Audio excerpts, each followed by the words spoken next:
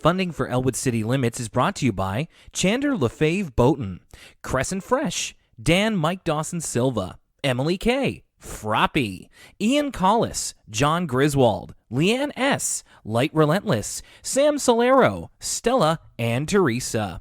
Become a part of our Patreon today. Join our Patreon exclusive Discord and get access to bonus episodes and commentaries at patreon.com/Elwood City Limits.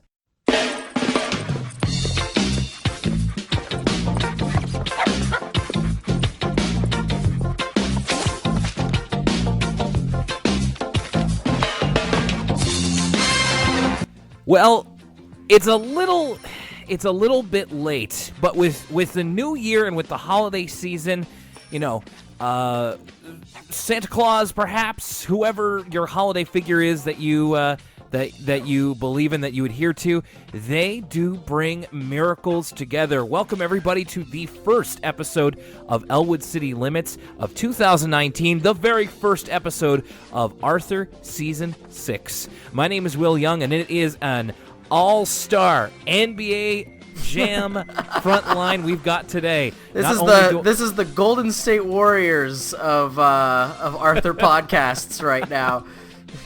Not only do we have my regular co-host Lucas Mancini. Hello. But we also have frequent guest friend of the show, Justin JV Varghese. Hey, JV. Hey, it's great to be back on the air with you, Will, and the first time actually on the air with Lucas. It's actually a pleasure meeting you. I already said this in our pre-setup banter, but I feel like Lucas and I could have very deep conversations about hip-hop. Maybe we'll have to save that for another time, because I know right now we're going to have some deep conversations about Arthur, but regardless, really stoked to be back on with y'all. Hey, if something comes up, I say no time like the present. Exactly, and I appreciate you saying that. Up to this point, we've been like two ships passing in the night, never the two shall meet, and you've done a great job filling in when I've been unavailable, but it's going to be a fun time to have everybody on the same podcasts. A lot of cooks in the kitchen is not necessarily always a bad thing, so I'm excited. Speaking of cooked, I know we probably have some emails, but we're going to be talking about Sue Ellen getting her goose cooked later on in the show. Very true. And we are going to get to those in just a second. Of course, we wanted to invite JV back for this episode because of, your connection to the world of esports, competitive gaming, which is actually a big part of the start of Season 6 here. For those who might not be familiar, JV, what is your experience with being an esports commentator? What was it like in the year of 2018, which we've just passed? Yeah, being an esports caster, it's been a lot of fun for me. For those who don't know, I kind of started off very grassroots, focusing on games like Smash, because those were the games that naturally I was pretty good at and had an inclination for. And then after doing that for about 2 years, I made a conscious effort to really dive in as much as I could into as many other games as possible, because I enjoy so many different games. And so because of that, within a year, I was able to work with all sorts of folks like MLG, Blizzard, the Pokemon Company, on a whole bunch of titles like Hearthstone, Call of Duty, Halo, Pokken Tournament. I mean, the list goes on and on. Like, I feel like I've done probably a dozen different games at a variety of levels, whether they're grassroots events, arena style events, or simple online qualifiers. But it's just been a lot of fun, and I've just had a phenomenal time doing it. I didn't really get to do as much in 2018, especially with wedding planning and whatnot, but 2019 is looking really promising, to say the least, and I'm really eager to dive into some Smash Ultimate, as well as some other new games that are just on the horizon. So very excited. JV, we might as well get this out of the way up front. I gotta know, what is your Smash... Two questions. One, what is your Smash main? And do you have a Overwatch League team that you're going to be rooting for here in 2019 once the season gets started? Great questions. So my main is interesting. In Smash 64, which is the game that I'm best at, I play Falcon. Yes. But in every other iteration of Smash, I am a tried and true Ganon main. Now that's a flex. That's a flex. Dude, you know how much it sucks to be Ganon when Brawl was around? Literally, Ganon Sheik is a 100-0 matchup. Think about that. 100-0, my dude. There is like no chance for a Ganon to win if the Sheik knows what they're doing in that game. But fortunately, I didn't have to play too much Brawl. I had a great time playing Ganon in Melee, PM, and Smash 4, and now in Ultimate. He's just been buffed up so well. The Nooch is so nice. The smash attacks getting that Ike-style coverage. I'm about it, man. I'm 100% about it. But whenever I'm not playing Ganon in this new game, I like to mess around with my big dumb fur baby Incineroar, because Revenge into Duff City is way too good, man. Let me tell you. And he's got the wrestling moves. And so do you have an Overwatch League team? Do we have a team that we're rooting for in 2019? I'm in the DFW area, so for better or for worse, I'm tied to the Dallas Fuel. I'm hoping that maybe they can turn it around. Maybe. I mean, it's just tough, right? Like, they came into last season, and every single analyst predicted that they would be in the top 4. And so for them to finish actually in the bottom 4 last season, it was definitely a swift kick for sure. But honestly, I'm actually really rooting for Soul, funny enough. And I've been a Soul fan for a while. And it's been kind of tough because Miro was kind of the tank that I studied for so long, but he just didn't do a great job adapting to the league overall. So with Fisher moving from the Gladiators to Soul, I'm really curious to see what that kind of impact will be, especially when you have a support player like Jaehong backing up all of Fisher's dives and whatnot. I feel like it's going to be really, really stellar to see Soul have this second wind of sorts. Listen, or they're just going to topple entirely like they did last year, but I'm hoping more towards the former rather than the latter. Listen, I was critical of your Dallas Fuel pick, but I have hitched my wagon to the Toronto Defiant, and things are not looking good for that roster. Sure, we have names like Nico and stuff like that, but they're not looking as good as the other Canadian team, the Vancouver Titans. But still, I've hitched my wagon to the 6, and I hope they do well in 2019. Yeah, did the Titans just get runaway? Essentially, isn't that? Yeah, it's just runaway. Yeah. Yeah. And that's going to be really fun. I think that squad to watch. Again, it can be a little bit of a mixed bag, of course, whenever you have those really pro-Korean rosters shifting over to the league. I mean, in the case of Nixel, it worked really well. In the case of Seoul, it didn't work so well, which was definitely a surprise given the caliber of team beforehand. But hopefully they can adapt really well. And, in regards to Toronto, you know what? It could have been worse. You could have been rooting for the Justice, okay? That's telling true. you, that team... It could always be worse. I could be rooted for Shanghai. Okay, hang on. I'm just going to say I have hopes for Shanghai this year. I actually have hopes for Shanghai this year. I feel like the Justice is going to be the team that's probably going to be the new Shanghai, if you will. But I think that Shanghai is probably going to be middle of the pack this year. They've basically just completely overhauled their entire roster with the coaching staff, even down to individual talent. I think they just kept 2 players from the previous roster. And so they've brought on a whole new powerhouse group of players who I think can really make a significant impact. And I mean, don't get me wrong, when your previous season record was 0-40, a significant impact is 1 win, but I feel like they could do a little bit more than that, to be honest. So, Will, did we get any emails this week? I did a spit take. Full disclosure, I literally just did a spit take. I used to be with it, but then they changed what it was, and now what it is seems weird and scary to me. It'll happen to you. Lucas, real quick, who are you maining in Smash Ultimate? Oh, of course. It's the same as always. My boy, Pikachu, baybeee. Ooh, great. But I have been playing with Inkling and Bayonetta as second mains. But I'm sticking with my dude. He got a big buff, my buff boy. So of course, Pikachu ride or die. Even if it was bad, I'm always mated that. My yellow friend. Pikachu's really good in this game. Actually, I think that the engine suits Pika really well. There's plenty of aerial pressure that this game favors in contrast to shielding as much, and the combo game for Pika is ridiculously strong. Like, I think Pichu has the stronger moveset overall, but the fact that it damages itself and how light it is kind of counteracts a bit in regards to that character's viability, especially as the game goes on. But I feel like Pika right now is just in such a prime position. We had the first Smash Ultimate Major this previous weekend, and a Pikachu player named Esam actually got second place there. So, really shows, I think, a lot in regards to how good Pika is, especially now. Because they were already so good before, but in this new engine, it's just such a great fit. I'm smelling the side podcast here. I'm going to put it out there. I've been looking for maybe some more Patreon content for 2019.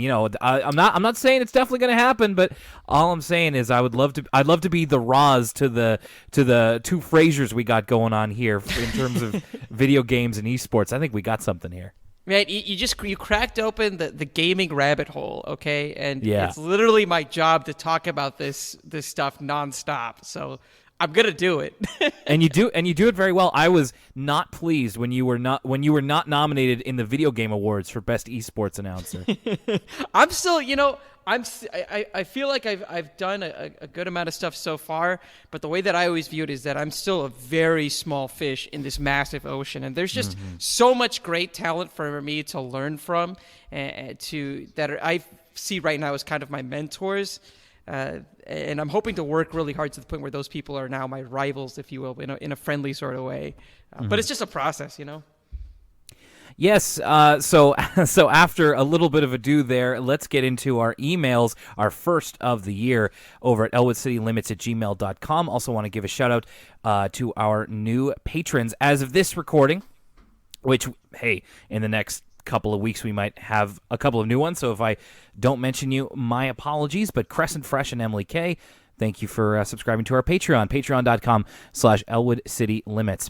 As we exit Season 5, I feel it's only right to read this email from Johnny Griswold, who took a listen to our Season 5 recap podcast. Two things crossed my mind, he says. With some research, I was reminded that Arthur was a perennial nominee for the Emmys well into the 2000s, and that Seasons 2 and 3 also won for Best Children's Series. My other realization is that the Emmy nomination process is dependent on individually submitted episodes and not for the whole season's body of work. That would explain the accolades despite the low points, but unfortunately I was unable to find which episode was submitted. So that's from Johnny G. Happy holidays and Happy New Year from the Chicago area. I guess you can call that our corrections section, because that kind of now I think we have to go back and re-record Season 5, because I guess one of my complaints on the season was kind of based off of faulty logic. Johnny, thank you very much for bringing that to my attention. I'm also very curious which episode from last season would have been nominated, but it seems I was incorrect. Arthur's been getting recognition, at least nomination, for longer than I realized. So please excuse me. I was the one who was putting forth this is the bad season, Emmy nominated, didn't deserve it, that sort of thing. So that's my fault. I apologize. Good thing we're not experts or anything. Exactly. We got an email from Kelsey Marie, who has her top 5 episodes of Season 5, which includes Bitsy's Bow, Family Feud, The Lousy Week, The Cave, and You Are Arthur. Those are some top-notch episodes from that season. Yeah, I think all of those episodes were either on yours or my lists, or at least in our honorable mentions. I know I threw The Cave in honorable mention for introducing us to Cave Daddy. Absolutely. Yes. Something we can't thank them enough for. And finally, we have one here from Lion Dog ZXA, who discovered our podcast late this October, instantly fell in love with it. Thank you very much. Your in-depth discussions on Arthur, of all things, are both funny and informative. I'm very excited for what is probably this episode, Sue Ellen Gets Her Goose Cooked, and The Best of the Nest. Always a favorite of mine when I was younger. On the subject of competitive gaming, what games do you play competitively? I'll be honest, I usually play games for the fun of it. I've tried hard to get into competitive Pokemon, but it's way too complex than it needs to be. However, I can play a pretty decent Roy or Duck Hunt in Smash Brothers. So, we've talked about kind of games that mostly you guys watch competitively, and you are playing Smash. Have there been any other games that you have played competitively? I mean, me personally, I'm never good enough to play anything competitively. Word. I play Smash, but like I have my friends who have competed in weeklies and stuff around here. And I have a classmate of mine in college competed at Evo for Mortal Kombat. He was came in 60th or something at Evo. He came in Wow. the top 30 in Canada for Mortal Kombat. But me personally, like, I'll play with my friends, but I'm pretty bad at Smash compared to them. The two games I'm best at are two games that no one plays competitively, and that's Star Wars Battlefront, not the new one, but the old one from the early 2000s. I knew how to... The good one. Yeah, the good one. I was a savage at that. And also WWE 2K14, specifically 14, I would say that I am at least, and I can say this pretty confidently, the fourth best WWE 2K14 player in all of Nova Scotia. I think we've talked about this before, Will. Me and my friends were able to do things with that game that no person should be able to do by memorizing all of the timing and treating it way more seriously than it deserved. But those are me. What about JV and Will? I'm curious to hear what you guys say. I'll just I'll talk about mine real quick because I'm not really a competitive person, so I kind of stay away from competitive gaming. Like I remember I did a what was it? It wasn't Street Fighter. It wasn't Smash. It was UMVC 3. I did a like small tournament at Halcon, our local convention, a couple years ago, and my friend kicked my butt. Like I'm like I was mainly just mashing it out. No good at fighting games. I think I remember I tried to play Rocket League competitively like once, and I was so bad that people in the chat were like, "Unplug your console," and that just humbled me.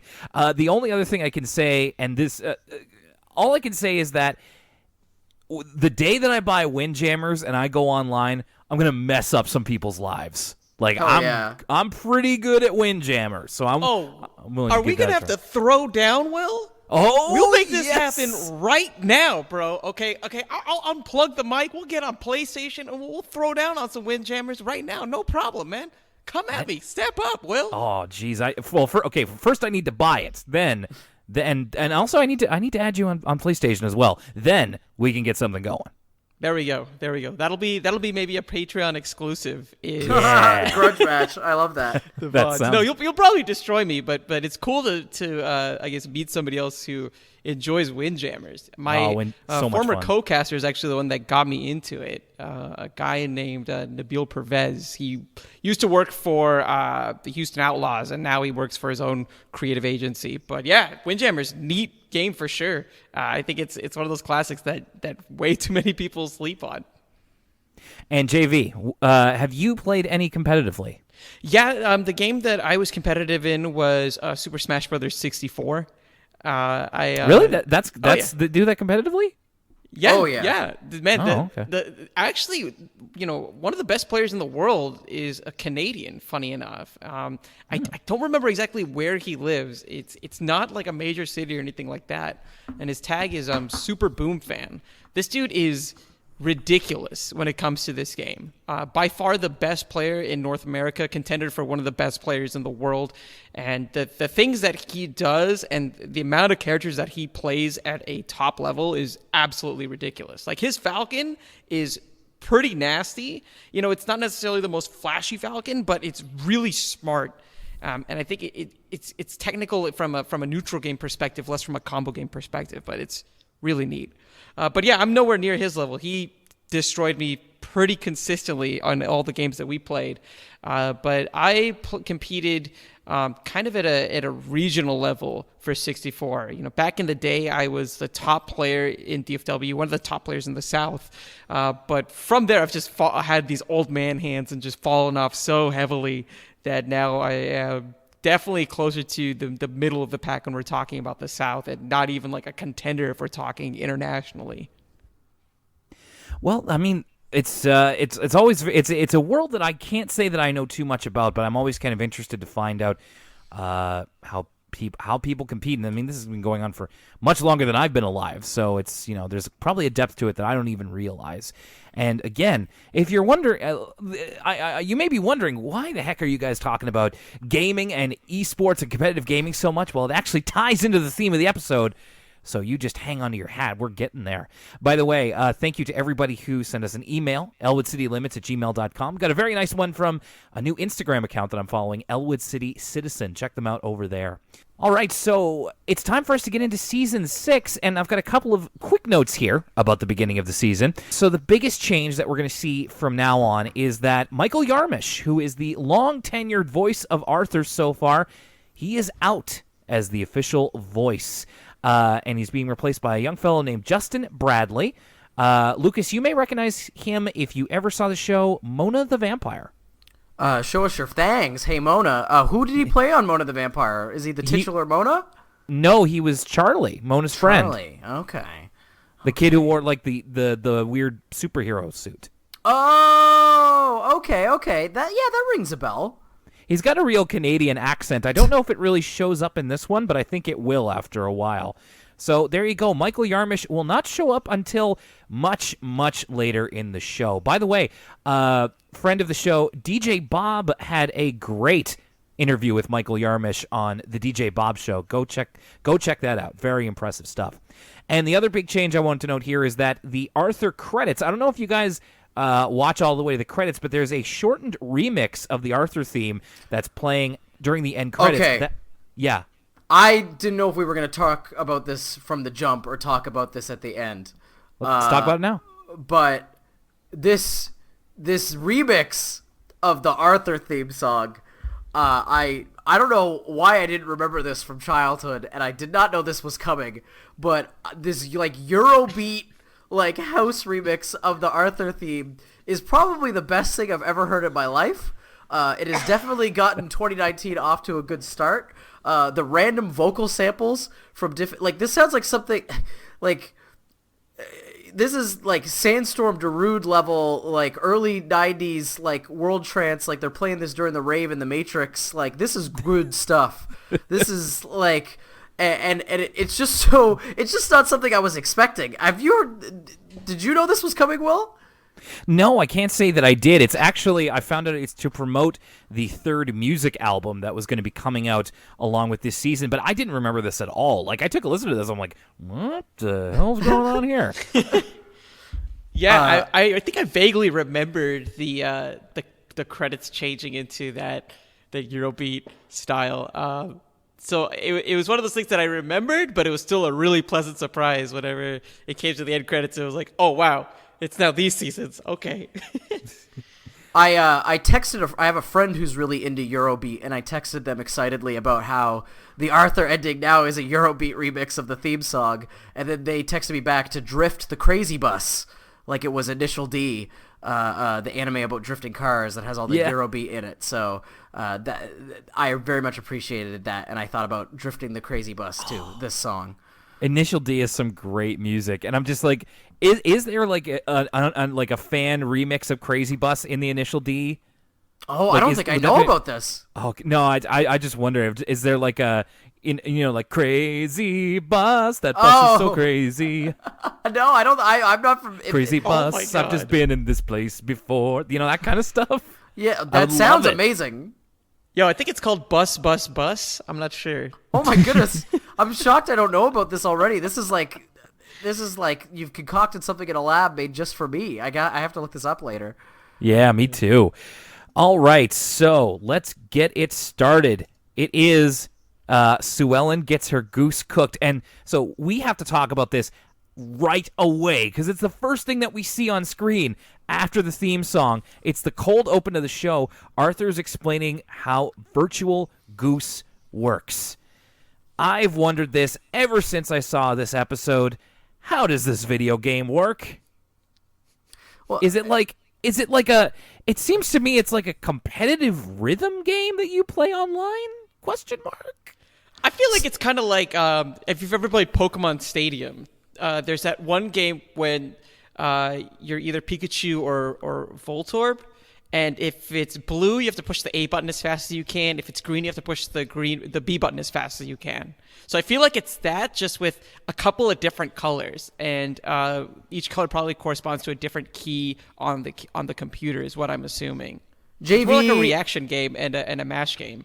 JV, I think you have the right idea, and I suspected the same, except the part that's extra confusing is the competitive nature, because there's only one goose, and so it's kind of unclear how, like, if it's purely like who's just doing it better, it's the visuals they provide us with. It makes it very unclear of like, okay, who's doing what and why is like this person getting the points and not this person.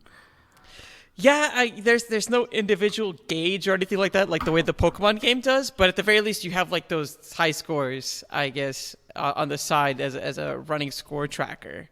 So I don't know. We could dissect I think the game design philosophy behind Virtual Goose as much as we can, but there honestly probably isn't too much to it, to be frank. I mean, they just did their best. This is probably just a flash game.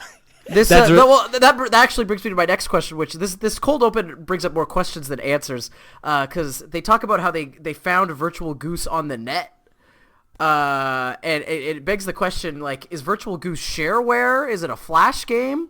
Like, did they predict Steam? How did they get this game off the internet? Well, I was curious too, because I was still a little young for it. This is 2001 when this is coming out, so I'm not really 100% certain what the state of online gaming was in 2001. The Arthur police, they can hear you, and they're coming for us for this Virtual Goose slander. So it may just be like a flash game, but my God, the netcode is amazing. Like, it's true. They got GGPO installed. No one's dropping any frames in Virtual Goose. This is better than Quake 3 Arena. Like, this is instantaneous.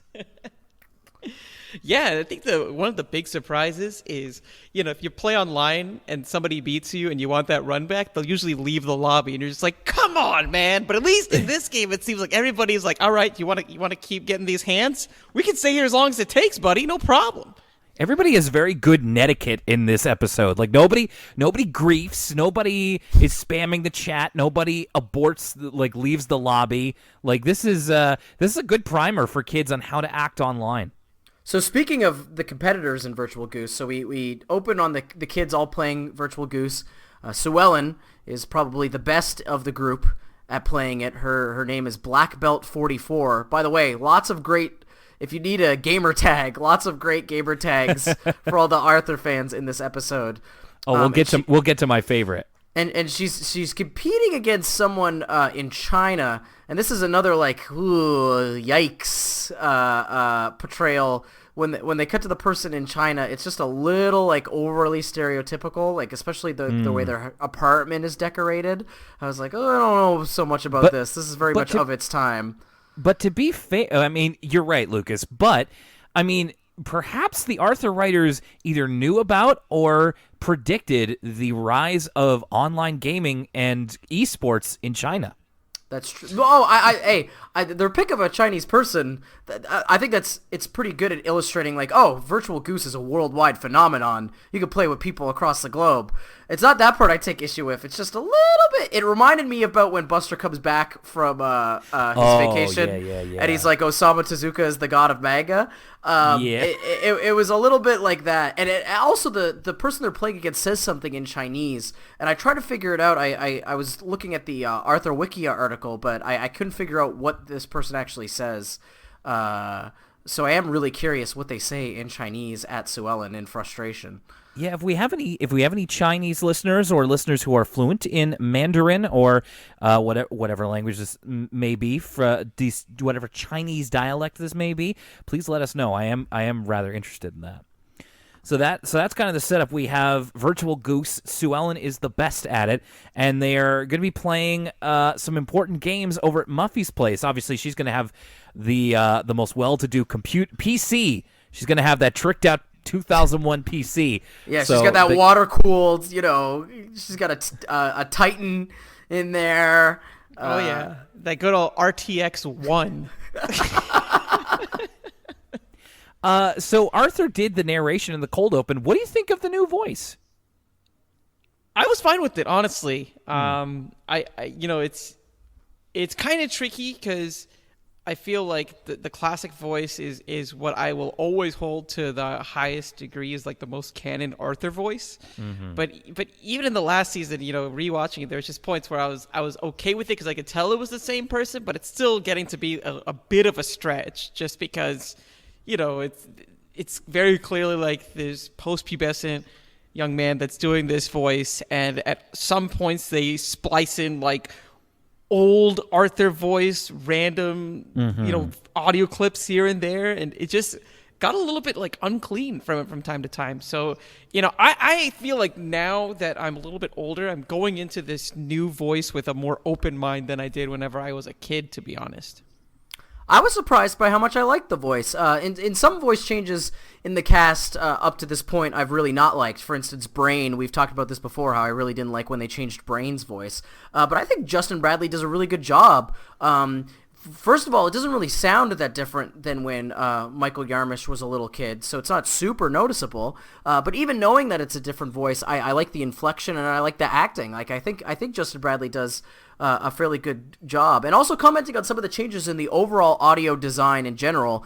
This comes back later on in the episode, but I noticed that they're using a lot more new sound effects that they haven't used in the first 5 seasons. Later on, Sue Ellen starts seeing goose stuff everywhere. And also Buster's doing aerobics, like during that whole section. There's new sound effects and like audio bits that haven't shown up in the previous episode. And I know, Will, you are like Pavlovian with the Arthur audio cues. You must have noticed that they're using new stuff. It's not just the same, like, because I know we all know the iconic Arthur, like, oh, like his big yell, and there's so many sounds they use over and over, but they've added a bunch of new ones.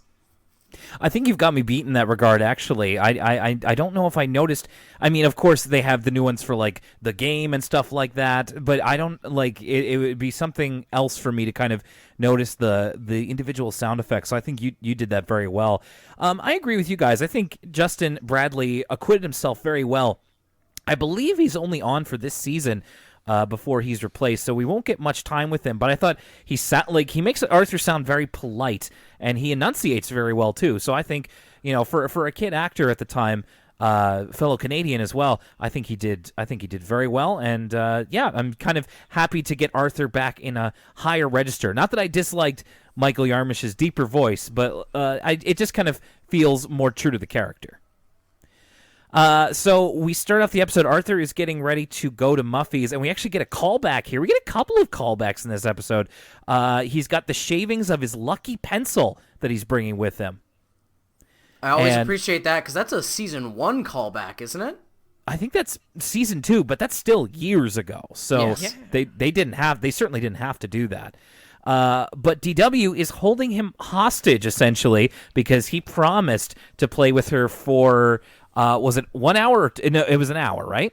Yep. At first? Yeah, so he promised to play with her for an hour if she let him watch what like a documentary on the making of Bionic Bunny. And interesting fact here, so Arthur's watching the TV in this flashback, and it's like this documentary subject. It's actually Mark Brown. Oh, yeah. That's who that was. I took a guess because the classic Arthur glasses were kind of in the background of that, but that's really cool to get confirmation. Yeah, I didn't recognize him at first because I'm so used to seeing Mark Brown with like sort of the salt and pepper gray hair, but that is like a young Mark Brown. Yeah, and so he's the stereotypical like boring documentary subject. Like I've heard him speak before. He is not nearly that dry. But DW is like trying to explain like how boring it was that he was watching that, and so Arthur promised to play with her for an hour if he let him watch this TV program. A couple of, again, in-universe stuff, callbacks almost. So Arthur plays with his glasses when he says that to DW, meaning that he was fibbing. Oh, I didn't even notice that. What I did notice was that I guess Mary Moo Cow got renewed like Brooklyn Nine-Nine. They brought it back after being canceled. I mean, it could be just remember that the Dark Bunny was basically put on hiatus so that they could show all those reruns of Mary Moo Cow. So maybe that could be what it is. That's true. They're getting those sweet syndication dollars. That is true. Yeah, there's no Netflix to save Mary Moo Cow today. I also heard from the incidental dialogue from Mark Brown that the character of Bionic Bunny in his alter ego works at a TV studio, for what that's worth. So DW is asking Arthur whether he wants to play. One of the board games was Rocks in a Box, which has real rocks in a real box, and Tower of Cows, which we've seen before. But then Arthur, he is even more desperate to get away to go to the Virtual Goose finals. So he promises to play with her for 2 hours, and then DW puts him back up to 3 and makes him sign on a napkin. She knows how to haggle, and she knows a desperate man when she sees one. Arthur does finally get away. They're having trouble with so this is at the Virtual Goose kind of competition they're having. They're having trouble with somebody online named Forehand 451. Which is, again, another really, really good screen name. And Buster thinks that it could be a mutant sheep that is genetically modified to have 4 arms, made by, like, a goat scientist. Did you happen to catch Arthur's screen name? No, I didn't. Did you? It's like Ant Muncher or something. Yeah, it's Ant Muncher. It's Ant Muncher 52. Oh, man, that's good. Okay, so... I don't suppose that we saw any of the other kids' screen names. We got to think of. So we got Buster, Francine, and Muffy. What would their screen names be? Oh, geez. Well, I'm sure Muffy's something about being rich, like big dollar balla, something. Big Gal 1995. I'm about that. Buster's probably would just have his screen name would just be like Vegeta 85 or something like that. And as Super Saiyan SSJ3, Gohan XXX, and meanwhile, like Francine's would probably just be like Pittsburgh Penguins fan 25 or like whatever her favorite sports team is. So I have to ask, just kind of piggybacking off of this conversation, what were y'all's old embarrassing screen names? Because I got to know whether that was on AIM or on Xbox Live or whatever. I have to know now. Okay, so my screen name is actually my still active Hotmail address. I've had this since elementary school. It was Wizard Will 25 because my favorite Digimon was Wizardmon. I also had one that I liked. So this is even nerdier. But do you guys remember Metabots? Oh, of course. Oh, yeah. Old, yeah. So they had a website where you could play pretty cool games, as I remember. But you had to sign up, and so my name there was Space Metafighter X 3D. Because I loved the character Space Metafighter X, but I had to make him different, so I just added 3D for some reason. That's not bad. That's pretty inspired. Yeah, wow. That is way better than mine. So those are the ones I can remember. What about y'all? Mine was, I was way into Team Fortress 2, and this was before they actually, so mine was just Meet the Pyro, because there was all those Meet the skits, but there wasn't one for the Pyro at the time, so I made mine Meet the Pyro, because I was dedicated. I remember even as a young kid, I was like, I cannot have numbers in my name, so I worked really hard to get one that, like, was long or something that hadn't already been taken, so Meet the Pyro was my old screen name. Yeah, mine, I didn't get into online gaming till I was a little bit older. And I guess I was an edgy high schooler because my name online was a sweatshop kid. Ooh. So anytime you'd get a kill, you'd be killed by me. It'd be like you were killed by a sweatshop kid, and I thought that was really funny whenever I was younger. It's a little, I think in hindsight, I probably wouldn't go with that name now, but whatever. We all made choices when we were kids. Man, why can't I be that kid who was just like Dark Prince 67 or something, right? Yeah. Like Smoke Dog 420. And I also want to mention, speaking of since I'm thinking of Digimon now, we got like a little bit of a season 2 Digimon twist on everybody's wearing goggles and gloves to the Virtual Goose matches. Yeah, clearly this is a pre-Gunners world, all right? Because these kids are out here with their lab goggles, basically, like, we're reducing the glare here, right? Except for Muffy. Muffy's got that good Crosswire money to get up the prototype Gunners, I think, is what went down. Yeah, like, Arthur's wearing, like, swim goggles, and like, Sue Ellen's wearing, like, safety goggles. Like, everybody's goggles are different, and they just kind of seem like things they got from around the house. Yeah, it's great. We do see a couple of times there's a watermark in the corner of the game, virtualgoose.com. I just want to put that out there. That domain is now available for $3,000. So, yeah, throw down some money. Get virtualgoose.com. Get that going. That's the Patreon stretch goal. You know what? Sure. If we're making $3,000 a month, I'll buy virtualgoose.com. What I'll do with it, I have no friggin' idea. But sure, I'm going to put that up tonight. We do get a shot here. So Sue Ellen's really into the game, but even she can't beat Forehand 451. In fact, she's pulling all-nighters on her little, like, what were the names of those Apple computers with, like, the colored backs on them? Oh, jeez. Yeah. Like, is it an iMac or Oh, my friend had one. It was colored orange, but Sue Ellen's is colored blue, and she's playing Virtual Goose all night. Do you guys remember a game that you played like all night long, like her, like into the wee hours? Yeah, we definitely had. I forgot. I think it was my little brother's birthday or something, and this was back when I lived in the Pacific Northwest. My cousins from Seattle drove down, and I have a big family, so it was a lot of cousins. And I just remember playing Diddy Kong Racing, like probably from 8 p.m. to 8 a.m. Whoa! You must have beat the whole game. Well, yeah, I mean, we already trounced WizPig twice, and then done it again with the reverse courses as well. But I think we were just playing for fun with like our cousins and whatnot, and that was just kind of the thing that we would do. I think that was like the first all-nighter I ever pulled as a kid. Was a separate occasion where I went up to Seattle to visit some family, and sure enough, it was one of those things where whenever I was feeling tired and getting ready to go to bed, somebody else woke up and they'd want to play games with me, and so we just keep playing games, man. It was good times. Nintendo 64, best console, man. Hell I will die with those words. Hell for yeah. sure. I got 3. I won't spend too much time on this, but I once stayed up all night playing Metal Gear Solid 3 at a sleepover. So good. Nice. I beat the fear at like 5 a.m. I once spent all night playing.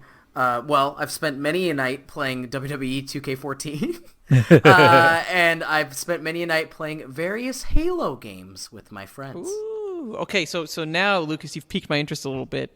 So I have to ask you, if you had to rank the Metal Gear Solid games from your favorite to least favorite, main games only, all right?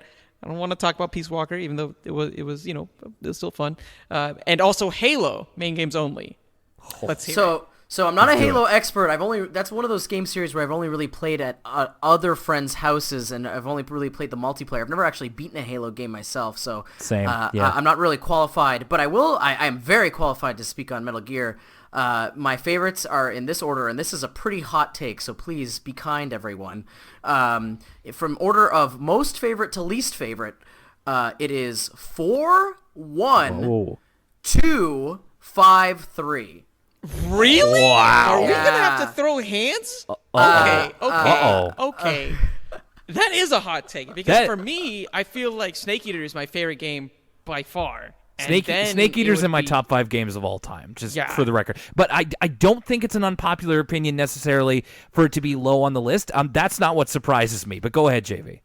Well, I was gonna say, I feel like 4 is pretty slept on, to be honest. I think that game, like, what it was able to do and how it was able to take advantage of I think the at the time new generation of hardware there was absolutely incredible. Like, even when you go back and play that game, it still holds up graphically. Like, that's how much love they put in, I think, to that engine. So 4 for me is I think my second favorite, and then it's 1. And then 2 at the bottom for me. I haven't played 5 yet. I still need to, but what I'm hearing from my friends who I originally played Metal Gear with is 5 has some of the best gameplay, but also probably the most lackluster story. And that's pretty accurate. I would agree with that. So I was aware of how much you really liked 4, Lucas, because in preparation for 5, a couple of years ago, when you and I were both working at the radio station, I was watching like the YouTube video of all the cutscenes of 4, and you were like super psyched to like find out where I was in the story and all that kind of stuff. So I can't really speak to that as a game. I would definitely put 2 up higher, but I also had kind of more experience with it. Kind of, I played that at a friend's house a lot when I was much younger in junior high, and I also had it for PlayStation 2. 3, like I said, is in my top 5 games of all time. Love that game. 5, I played hours and hours of that when I lived by myself. A terrific gameplay, but like you guys said, the story just completely lost me. And as a result of that, I was like, I think I'm done with Metal Gear, and it seems that Konami is too. So we'll have to wait and see for what's next. But interesting list, Lucas, and very bold choices. I like it. So let's continue on here. We've got Sue Ellen is losing sleep at school because she's staying up all night playing Virtual Goose. In fact, she's hallucinating the game where she hallucinates Francine's head turning into a goose head. This is during the aerobics scene that you mentioned, Lucas, at the cafeteria. So it's the Tetris effect in real life. Sorry, it's the Tetris effect in Arthur. The whole basis of the Tetris effect is that people who played a bunch of Tetris, they would see the blocks everywhere in their dreams and around in reality. Even people who had short-term memory loss, who had no memories of playing the game, would still see the shapes. Like, it would somehow, they would still have dreams of the Tetris shapes, even though they had no recollection of ever playing Tetris. So this is basically the Virtual Goose effect, in that Sue Ellen is seeing Virtual Goose assets everywhere she goes. And she's even goosing. She's even like organizing her peas on her plate the way you would shoot the little balls in Virtual Goose, similar to how people like try and organize things like Tetris blocks when they've played a bunch of Tetris. Yeah, it's kind of a freaky image of Francine's head turning into a goose, but it's because of this. Sue Ellen, she like shoots a bunch of peas at Francine, and then later in the bathroom, she's like, I need to take a break from Virtual Goose, which is always a good idea if you've been playing a game for too long, unless you're playing an all-nighter, in which case, have fun. So Sue Ellen's going to take a break from Virtual Goose, but there is another, there's kind of a running joke of like how there's different levels, these weird circuitous levels to the championships that they keep playing of Virtual Goose, but essentially nobody but Sue Ellen is even close to being good enough to beat Forehand 451, which is going to be the big temptation as they head over to Muffy's again to take on this mysterious Forehand 451. Also worth noting is that there's an ongoing kind of background gag where DW keeps trying to call her friend Emily, but her and her babysitter, or her live-in maid, I forget which, nanny, thank you, Marie-Hélène, are on a treep, and they keep changing their voicemail message, which doesn't seem to be very important, but it will become incredibly important. It's kind of the twist ending of this episode. So on his way out of the house, Arthur is getting ready to leave, but DW is standing firm and saying that Arthur owes her 3 hours of board games. And no, DW, it's 4 hours, actually. Oh, remember? That's right. Arthur even says, I thought it was just 3. He's like, no, it was the 1 hour from before plus the 3 that you signed on for last week. Her logic is sound here, and she's right to call him out. Arthur's really bad at putting things off, whether it be cleaning his room or promising to play with DW. He's writing checks that his butt can't cash, and now DW, call her the bank because she's defaulting on him. Yeah, I feel like, honestly, after this episode, I was just thinking, man, is DW going to grow up to be like some expert negotiator or like a lawyer or something? DW's going to be on Shark Tank. She's cutting those Kevin O'Leary deals. Oh my God, Mrs. Wonderful? Mrs. Wonderful? That's what the W stands for. With the W, yes. Oh my God. Oh, that's way too good. Mrs. Wonderful. There you have it. I love it. So yeah, DW gets to tag along with Arthur to Virtual Goose, and she's very excited to be going to Muffy's because she keeps thinking that she'll be able to that maybe she has a petting zoo. She'll be able to pet a whale.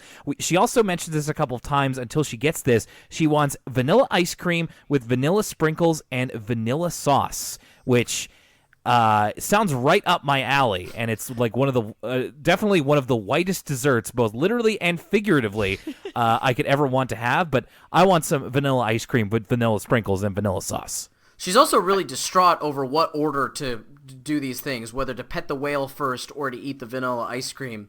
And she keeps like going back and forth like, oh, I can eat the ice cream first, but then when I pet the whale, or if I pet the whale first, my hands will smell like fish, and then she realizes whales are mammals, and then she's like, my hands will smell mammally.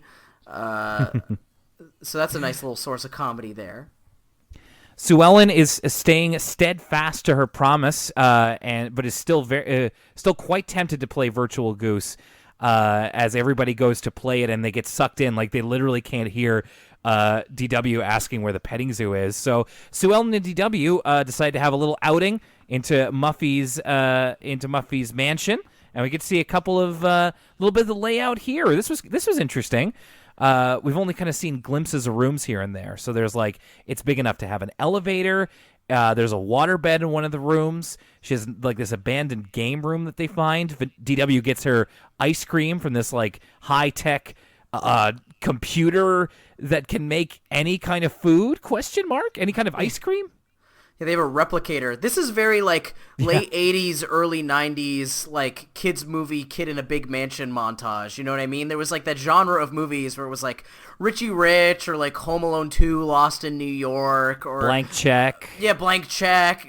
Exactly. Like little kid has a big house with all kinds of gadgets, and they like fun around for a while. I'm just during this whole sequence, you know, first off, we get like this awesome look at everything that Muffy's mansion has to offer, right? And we see some stuff that we maybe haven't seen before. But the whole time I'm just thinking, man, how does a used car salesman have this kind of money? Even if he owns the lot, right? That's got to be some deep old country trust fund money that's coming through in the Crosswire family. It's the only way. It's true. Like this is a ridiculous. When you lay it out that way, like I know if you own a car dealership, you do have money. You have good money. But this is like a really over the top mansion. You make a good point, JV. It's a used dealership. That's the thing, right? Like yeah. It's a used dealership where the profit margins aren't nearly as much. Or at least I think. I don't know anything about being a used car salesman or anything like that. Well, it's implied it's nuts. It's implied from other episodes that it's like a dynasty. And I think you're right about old money. Like, I feel like if Ed himself didn't do it, then one of his forebears probably made like a real killing in it and then just kind of became independently wealthy.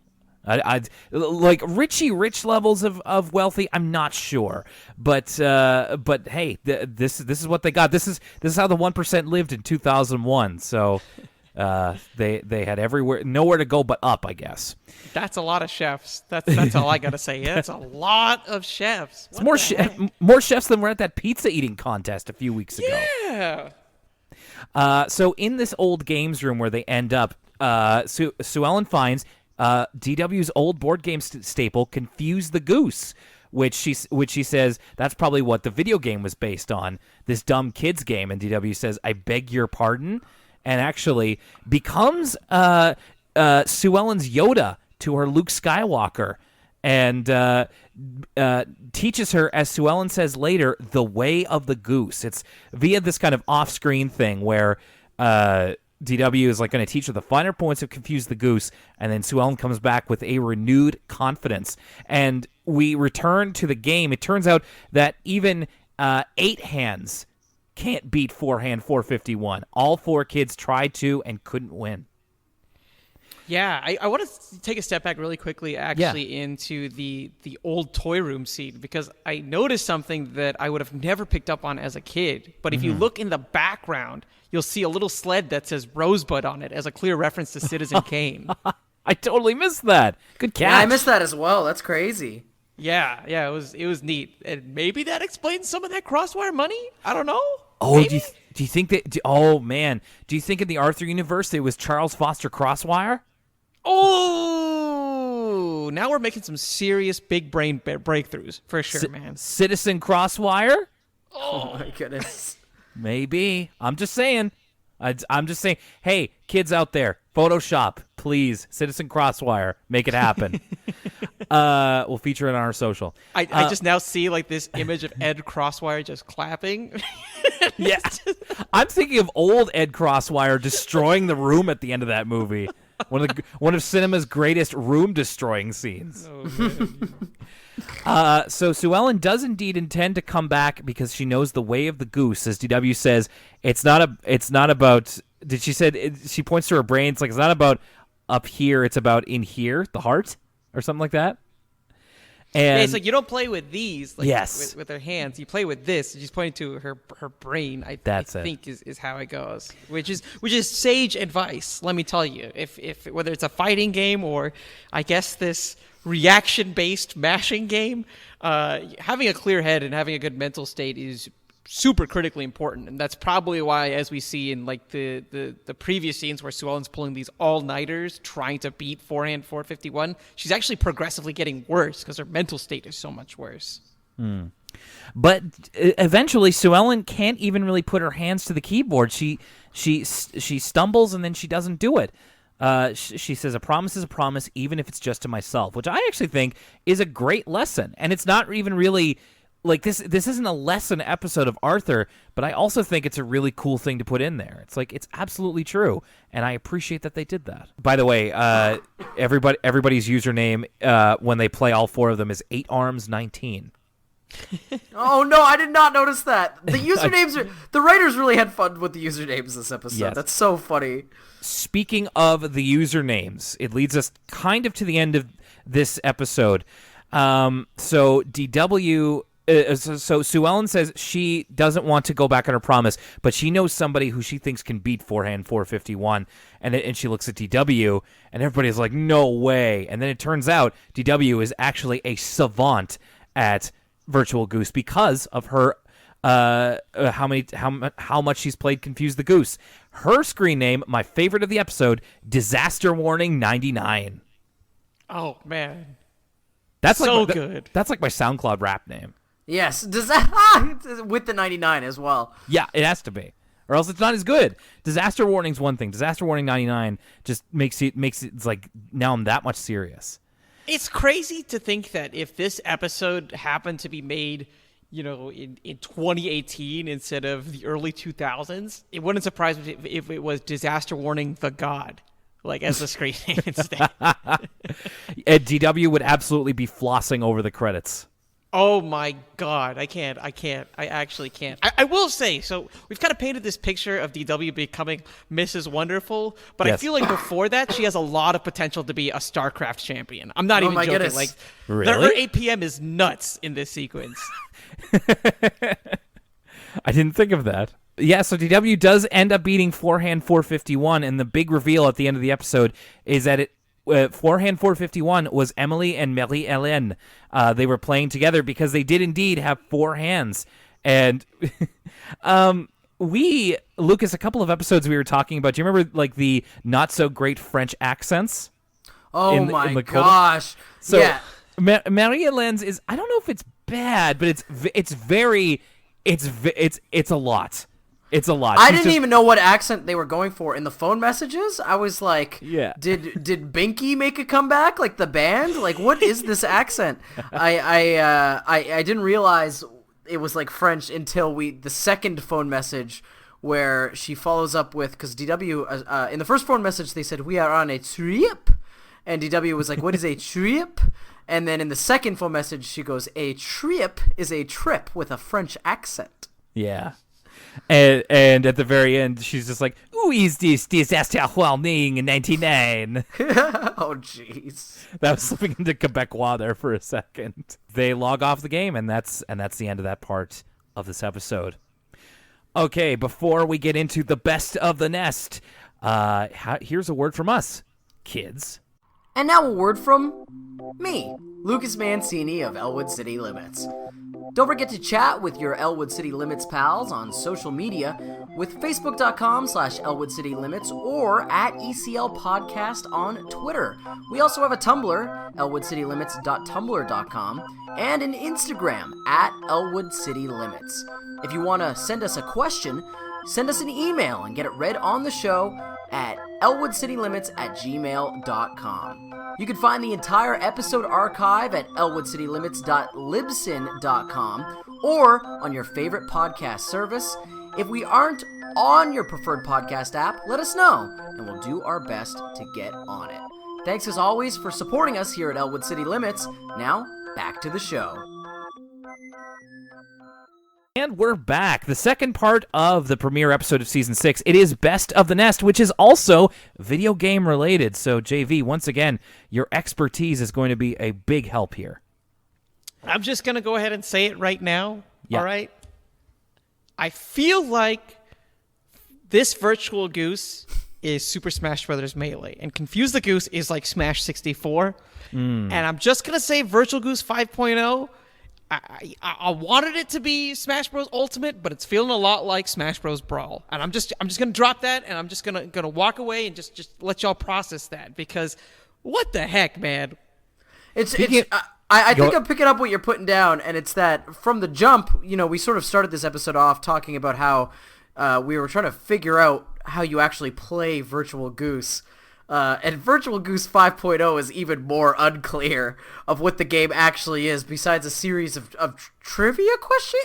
It kind of, like, from the episode, what we see is it's basically Dragon's Lair, where, like, it's pick one of three options, and one of them is randomly going to lead to your death. That's what it reminded me of. It's like those old, like, Don Bluth, like, arcade games where it was like you either go up, left, or right, and two of the answers are going to kill you, and one of them is going to keep you alive. And there's a little bit of platforming in there, and it just made me feel like I was watching a really crappy Subspace Emissary from Brawl. What? I wrote down that it's an adventure game with platforming elements is the closest I could get. You want hot video game takes? Here's one for me. Brawl's my favorite. Wow. That is a hot take. Have you not played the new one? The new one? No, I haven't. Dude, I haven't. Seriously, okay, I'm just going to gush about ult for a second, right? Because you know me. When it comes to Smash, I've always been an old school kind of guy, right? My preferred one to play is 64, obviously, because I was competitive in that. I really love watching Melee. And from a competitive perspective, Brawl just really didn't do it for me. I mean, the game was just so slow and so floaty. I appreciated, I guess, the intricacies in the neutral game, but it just felt so... I don't know. I just hated how almost every game went to time, and you had, like, Meta Knight in there just doing Meta Knight things. Whatever, right? But it had some good things, right? Like, Brawl had a banging soundtrack, good sound effects. Subspace, was... interesting. It was kind of like fun, like an interesting take on the adventure style that was incorporated into Smash, and plenty of characters, right? I appreciate all of that. So what they did with this new game is that they basically were like, okay, you like characters? How about this for characters? Every character that's ever been in Smash ever is in this game, and we're going to be putting out new characters on top of that. Okay, awesome start already. The engine is like that perfect sweet spot, I feel, between a very fast-paced game like Melee and something like Smash 4, which is, quicker than Brawl, but still slower than Melee. Like, it just feels really good.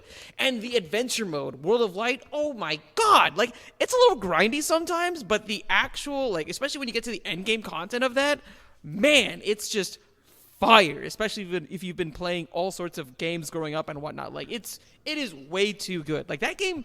Honestly, I'm just going to say it. I feel like Smash Bros. Ultimate is very quickly becoming my favorite game in the franchise. And I felt like I would never say that, but here I am just putting hours and hours into this game, and I absolutely love it, man. Now, JV, I know that Smash Ultimate has everyone, but does it have Smarty Goose and just regular Goose and... Sporty Goose, Strong Goose. I see. I'm trying to remember. Like, now I'm starting to get confused. It's like, are they Spice Girls? Are they the geese? Because they're Sporty Spice, so they're Sporty Goose. Because Virtual Goose 5.0, aka Best of the Nest, is a complete overhaul for the game as we know it. It's completely changed, which the kids are really excited by. That's true. I feel like the Sporty Goose, Stylish Goose, all that, Mii Fighters, okay? I can make that in Ultimate right now, okay? I'm just That's a good point. You should. You should. Just to close the loop on the Smash thing, I just say Brawl's my favorite because I've literally played the most of it. I'm not kidding, like hundreds of hours from the day the game came out until like 2 years ago. Like, I'd say at least 3 times a month I would play it at my friend's house with my group of friends, and it would just be our go-to. What do? We play Brawl, and that's just all we did. And we never really competitively, just playing it with items on and like just taking off some of the stages. So I have a big soft spot for Brawl, but I can completely understand why it's not the best. It's just my personal favorite. I feel like it's really good. Like, Brawl's really fun from a casual perspective. Like, Big playing time. with a whole bunch of your friends and just having a good time there. I just feel like since I'm more of a competitive player, it didn't really do it for me the way that the other Smash games did, just because of how floaty the engine was overall. But, you know, I think from a casual perspective, like, more power to you, man. Brawl's fun. But I promise you this, when you play this new game, it's going to replace Brawl. I'm just going to guarantee it, like, especially if you put the time into it. I guarantee you're going to like this game so much better. Like, I'm that confident. I'm getting a Switch next year, so I will most likely be getting that along with a few other games. All right, so yes, Lucas, as you said, the kids are really excited for Virtual Goose 5.0. Before we get to that, though, it starts off at Brain's Mom's Ice Cream Shop. We've got a new flavor here that Buster's really excited for, French vanilla and fresh fish. Lucas, would you eat it? So if you describe it to me, yes, but now that I have the visual of like the fins sticking out of the French vanilla, I'm gonna unfortunately have to say no, Will. I will not eat the fresh vanilla, the vanilla, the fresh fish. So we found it. We found it. We did it, everybody. It's the thing that Lucas won't eat. Oh, who even thought that would be like an okay thing to do? Like, first off, I'm just trying to think about how this ice cream shop is even going to store this fresh fish, right? And are they just making this like going to the fish market on a daily basis just to get enough fish so that only Buster can enjoy this really random flavor? Like, what? Here's They an have even a better partnership with a sushi joint across the street?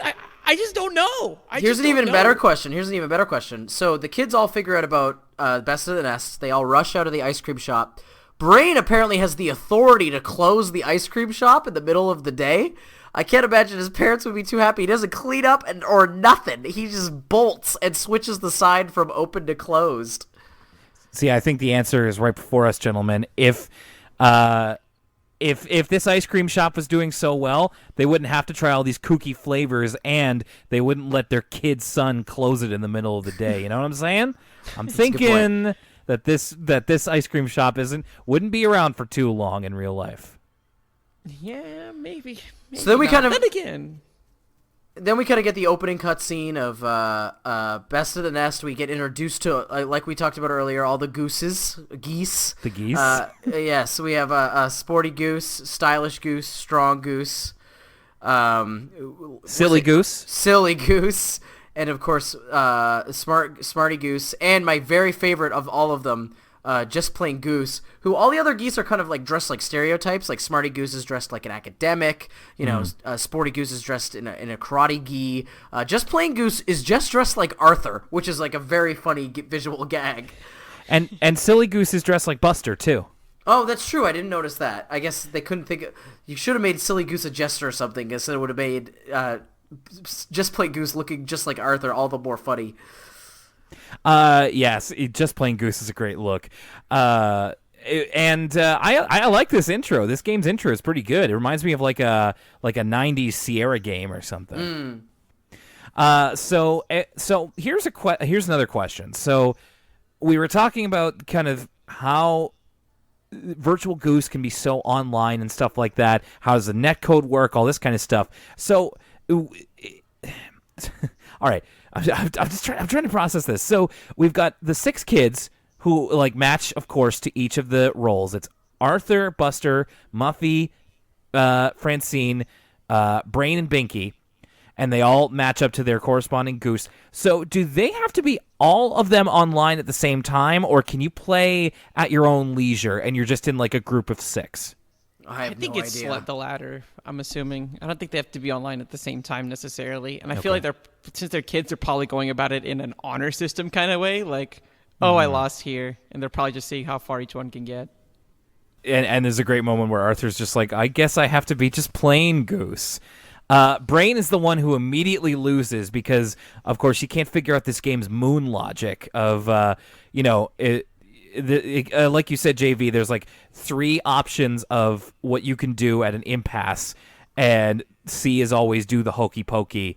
And Brain tries to get his goose to fly, but it doesn't pass the river, and he is so salty about it that it kicks off the rest of the story for this episode. But he is just like he loses, and then he's like, no. He goes to the library and researches why his goose should have been able to fly across, and it's just like, man, that's some salt like you never seen before.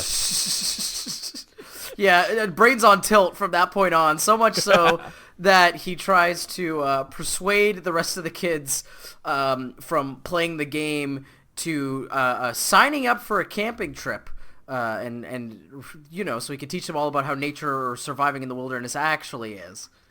You ever get so salty from a video game you're forced to immediately go camping? That is some primo salt. See, me, when I'm salty with a game, I'm one of those stubborn people where I will throw myself at it, just brute force it until I can beat a particular part. Like best of the SJV. Once you're out, you're out. Yeah, it's true. It seems like you get one shot and then you're like perma-banned from ever playing it again for some reason. It's that fabled video game where it's like the disc self-destructs when you lose. God. I can already see the 2000s reviews of Best of the Nest. It's the Dark Souls of Virtual Goose. Like, what? Chill. Oh man, yes, exactly.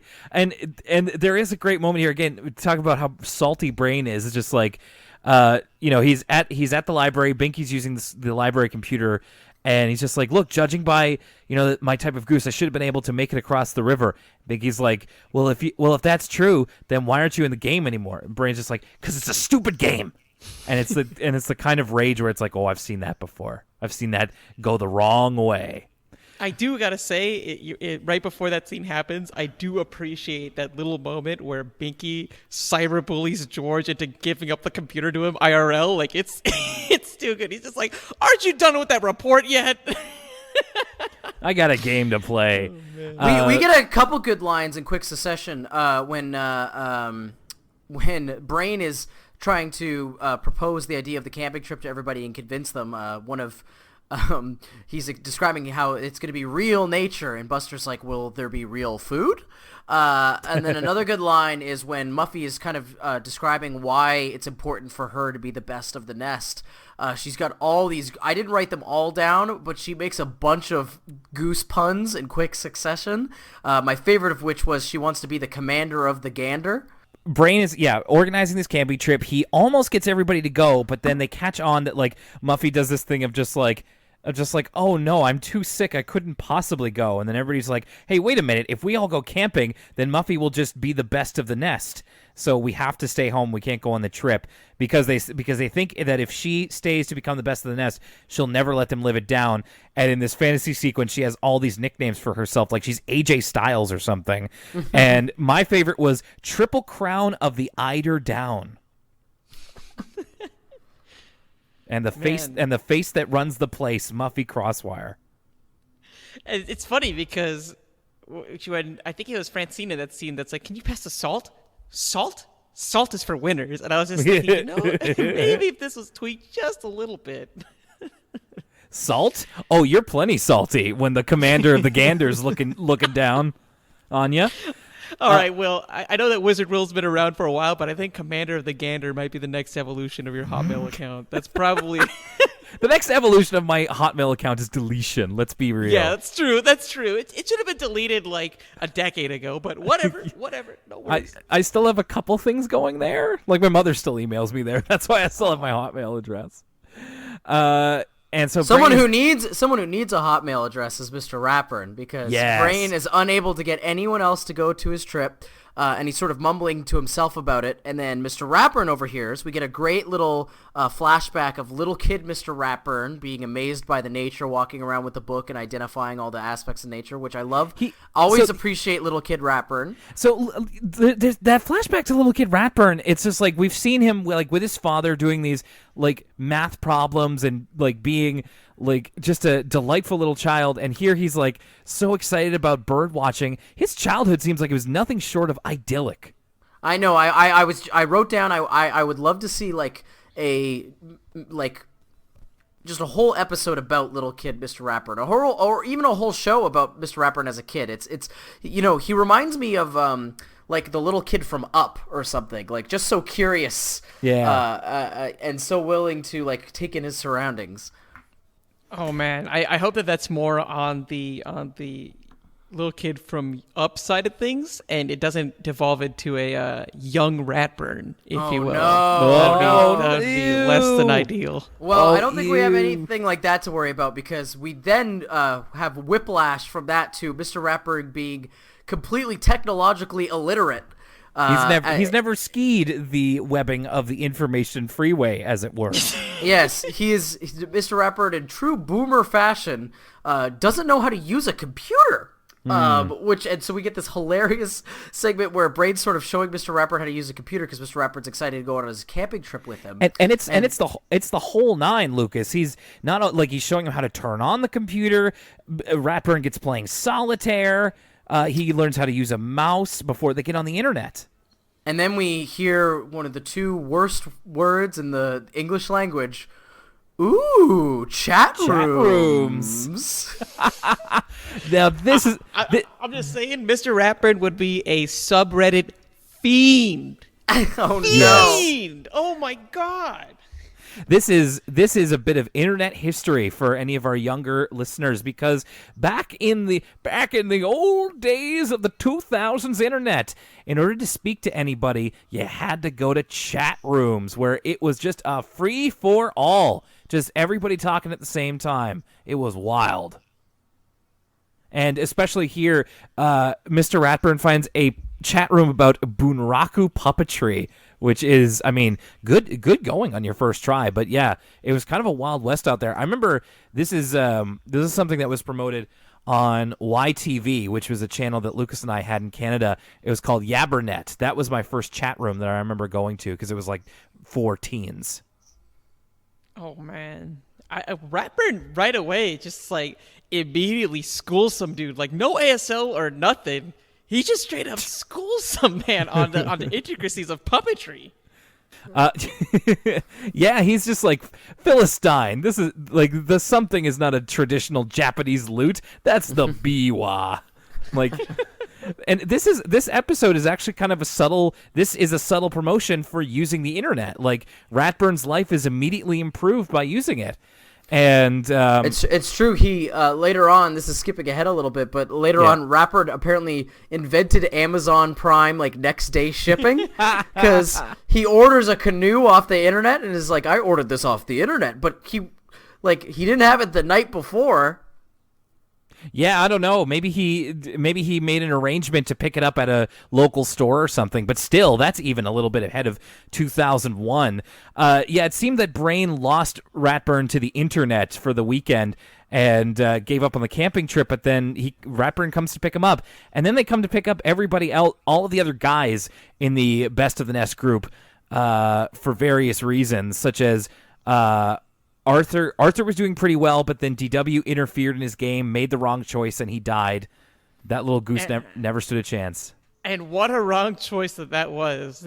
I think the question was, the temperature's quickly dropping. Do you, A, cover yourself in dead leaves, B, cuddle up with the crocodile, or C, do the hokey pokey? And man, DW out here just ruining games. I'll give you a hint. He did not do the hokey pokey, and he did not go ahead and cover himself with dead leaves. And Buster's mom made him stop playing because she said it would ruin his eyesight. And the joke here is he goes, "Hey, Prunella, when did you learn how to drive?" to Mr. Ratburn. And Binky said that Miss Turner told him that he was hogging the school computer, and that his parents will get him a computer when it snows in July. So that's rough. I feel like life's going to come at Mr. Barnes real quick there whenever the internet's going to be a little bit more relevant as his son approaches middle school and high school ages. No, that's true. It's true. Binky could be like, well, Dad, in New Zealand. So yeah, all the guys are on this camping trip. I will say this. I have this note here of like how Brain is the one who kind of ejects from Best of the Nest, and then like is the one to organize the camping trip because he's like, this is better than internet and all this kind of thing. You don't need that. Come on, guys. In real life, Brain would be the most online of any of the Arthur characters. That's true. He'd rather be on weird Twitter than go camping. I think they did that. They did that on purpose, though, right? To like subvert. Like this definitely seems like a Francine thing, like trying to bring everybody camping. And I think it's kind of fun that it's Brain that's the one that brings everybody together because he just wasn't good at Best of the Nest. Fair enough. Good point there. And this scene here is the same as the cold open. We actually began in medias res, which is a rarity for Arthur. They're all around the campfire. Buster's eating 3 pounds of beef jerky, and then they hear something in the bushes, and they think it might be a mountain lion. And Binky this is like straight out of a movie. This is straight out of an entertainment property where people don't understand video games, where Binky goes, where's the escape button? I want to quit the game. and Arthur's like, Binky, this isn't a game. This is real. That's right. So, you die in Best of the Nest. You die in real life.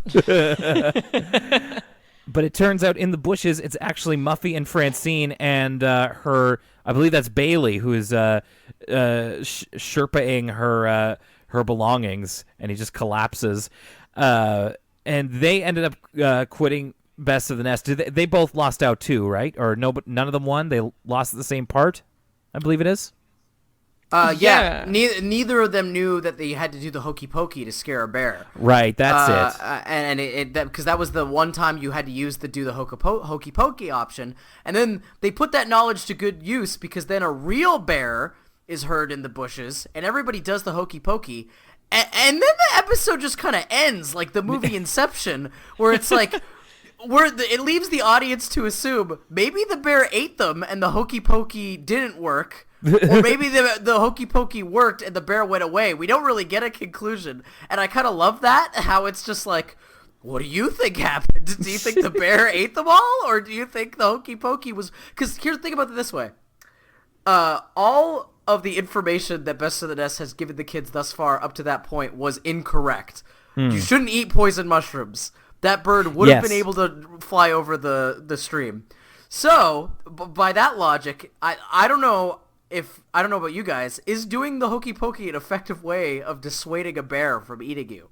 Couldn't tell. I think it depends on the type of bear, right? Maybe if it's a... I don't know anything about bears. What am I even talking about? Once again, it's left to the audience to decide. Anyway, another weirdly dark ending, possibly, depending on how you interpret it. That's true, and that is it. That's the end of the episode. So let's go down the line here. I'm gonna, Lucas, if it's all right with you, I'm gonna let our guest give first thoughts here as we rewind the clock back to Sue Ellen gets her goose cooked. JV, what did you make of the first episode of season 6? I really liked it. Honestly, I think I liked it a lot. I felt like all the characters had some pretty good lines here and there, and I liked even just like the little things, like the kids with the safety goggles or the swimming goggles and things like that. Again, this is like, for me, a little bit of a time capsule kind of moment, because you're seeing just like the precursor of today's internet in some sort of ways, right? And it was just kind of like watching this something that I don't think necessarily is very accurate for today's times, but for me, it gave me that nostalgia of like, just the old styles of gaming, of finding weird websites to find some random flash game that you and your friends would just be all about for a weekend or whatever. And I really appreciated that element. I thought that DW was, of course, from a plot perspective, definitely the hero of the story, but I think from a writing standpoint, really phenomenal as well. Just all of her hard negotiations with Arthur and whatnot. So personally, I really enjoyed this episode a lot, and I think of the two, it's definitely my favorite. Lucas. I liked the episode. It's not like super standout, but a really good start to season 6. I liked that, like you said, JV, DW is a main character, but also Sue Ellen is kind of a main character in this episode as well, and I always appreciate when Sue Ellen gets to star. But yeah, I think this episode is, we'll get into this a little bit later, but I think it's kind of hindered by being paired with Best of the Nest. Because I like Best of the Nest a little bit more. But this episode is still really good. The dynamic between DW and Arthur is really a highlight for me, like her trying to get him to sign these contracts and him trying to avoid it. And then all the comedy with Emily in France and all those jokes are pretty funny as well. So overall for me, not like a super standout episode or anything, but a really solid way to start off the season. I agree that it's a good opener. I always really appreciate episodes of anything that have a good gimmick, and I feel like with both of these in respect, the video game gimmick I think works out pretty well. It's also a very interesting way to gauge how Arthur the show is changing as we've been watching it, because I think the closest thing to this that I can think of that Arthur's done before is the episode in the first season with Deep Dark Sea, which back in the late 90s was a CD-ROM game. Now we're moving kind of into online and flash games, which I was watching a great video from Nakey Jakey on YouTube about the importance of flash games. And it's just like, that's easy for me to forget. That was a huge part of my childhood too. Especially into junior high, and this really brought it back a little bit for me. And I liked how this kind of played out. There's a lot of really nice little touches in here, from the screen names to the way that Virtual Goose looks and sounds to the way we did mention it earlier. The chiptune soundtrack in both of these episodes is super standout, super accurate. Yes. You know, sometimes cartoons get video game music completely wrong, but the chiptune stuff in this episode is really, really cool. And to that end as well, I feel like they did video games just right enough that it didn't seem jarring. That's a big failure of a lot of TV shows and entertainment in general, is that like they don't know how to replicate video games because the writers or the people making the show don't play them. But this one was just right enough that I was willing to suspend my disbelief. And you know, we had our questions about it and everything, but it was all in good fun. I thought that they acquitted themselves very well, and I also really liked the message in this first episode of kind of sticking to your promises, even if they're to yourself. So even though it was kind of thrown in at the end there, I really appreciated that. Now for Best of the Nest, JV, go ahead. Yeah, I really enjoyed Best of the Nest a lot as well. Like I already said, I think I like the previous episode a little bit more, just because I think it's more self-contained. And I appreciated just like the little callbacks that the previous episode had, whether it was, you know, the little joke at Rosebud or the pencil shavings, et cetera, et cetera. But Best of the Nest was a really well done episode as well. There's some little moments here that have some really great callbacks, like that scene where Francine and Muffy are very sleepily trying to coerce the other to give up. You could see in the background underneath Muffy's feet is actually a Woogle, of all things. And I think that it does a good job overall as an episode, just with various jokes. I think that for me, the highlight of that episode is Ratburn using a computer and exploring the internet for the first time. It definitely stood out for me. And it has really great moments for sure. But I think for me, I guess, like, you know, to me, it felt like less, like that particular game that they were playing felt less like a game than the previous one, right? And I think that the story overall isn't nearly as contained. And for me, I felt that kind of hindered it a bit in contrast to the previous one. But I felt overall, again, a great episode. And I really, really enjoyed it, just not as much as the one before. Go ahead, Lucas. I kind of loved Best of the Nest just because of how insane it is. Like, you're right, JV. Like, the game, they're totally different portrayals of video games in these two episodes, right? Because the first one's very realistic of like, okay, this is like something that would be like an arcade game, very simple, like you could kind of wrap your head around it works. Best of Vanessa is just like, whatever, who cares? Like, it's just like, wait, so only these 6 kids can play this game in the world? Like, what is going on? Like, none of it makes any sense, but I kind of love it. It's just the art style of the episode totally changes when they're playing the game. I really liked that. It looked like early Cartoon Network, like Dexter's Lab, like hard outlines. I appreciated that stuff.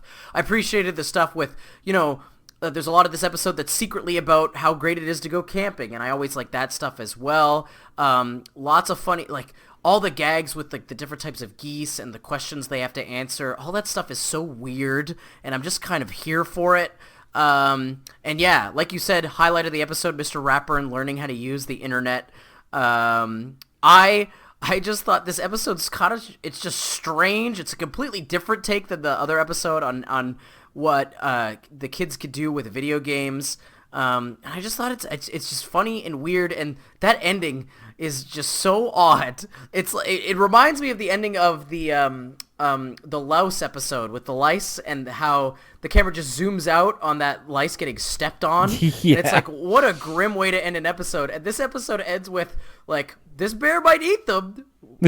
We'll never find out if it did. And I was like, you know what? Bravo, Arthur. This is an Arthur episode I'm not going to soon forget. And so for that reason, is it, objectively the best episode? Probably not. But did I love it? Yeah, I think I did. So I was getting ready to say that, like, for me, the problem I have with this episode is that the story overall kind of doesn't come together for me. I didn't have the same reaction to the ending as you did, Lucas. I kind of thought it was a bit anticlimactic, and I was like, oh, that's too bad. And the story itself kind of didn't do a lot for me. But man, just in the talking about it, there's so many elements here at play that almost